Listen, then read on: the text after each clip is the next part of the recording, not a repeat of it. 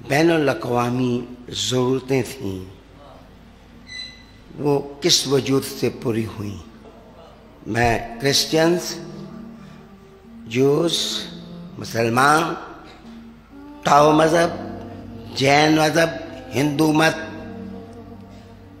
1000 مذہب، زردشت، جہاں جہاں کوئی دیا جل رہا ہے، میں ان کو انصاف کی دعوت دیتا ہوں کہ بین الاقوامی تناظر میں انصاف سے فیصلہ کرو کہ اس آسمان نے عالمی لیڈرشپ کا نقشہ کہاں کہاں پیش کیا ہے۔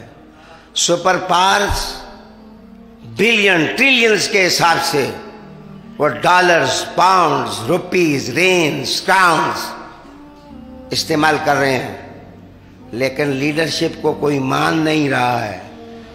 اور فقیری کے لباس میں تم میرے مصطفیٰ کو دیکھو،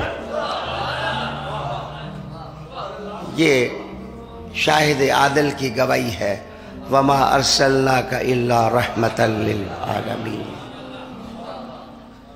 وَمَا أَرْسَلْنَاكَ إِلَّا رَحْمَةً لِلْعَالَمِينَ۔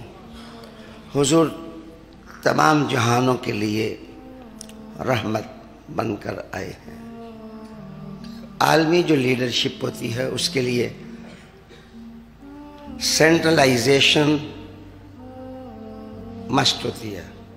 میں پہلے نقشہ کھینچتا ہوں جہاں میرے حضور کی ولادت ہوئی، یہ خطہ 12 لاکھ مربع میل ہے۔ اس کے مغرب میں کلزم ہے، اس کے مشرق میں خلیج فارس ہے، اور بحر عمان کا کچھ حصہ لگتا ہے۔ اور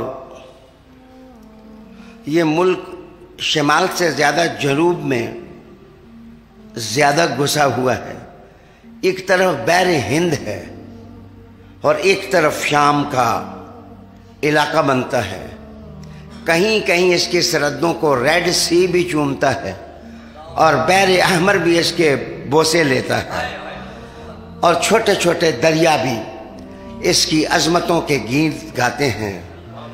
دنیا میں جن لوگوں نے جغرافیہ لکھا ہے ان سے پوچھو کہ زمین کا مرکز کہاں ہے، ان کا اتفاق ہے جہاں مصطفیٰ پیدا ہوئے ہیں،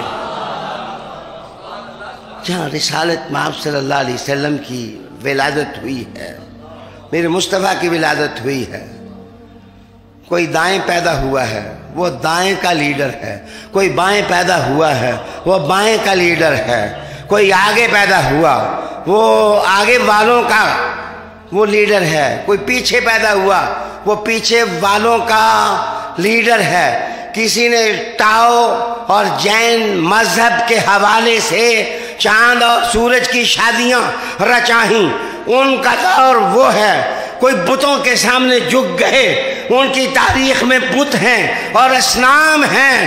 جناب کائنات میں مرکز پر مرکزی شخصیت کو اللہ نے جب بیٹھایا تو اس کا نام محمد رسول اللہ ٹھہرا صلی اللہ علیہ وآلہ وسلم، صلی اللہ علیہ وآلہ وسلم۔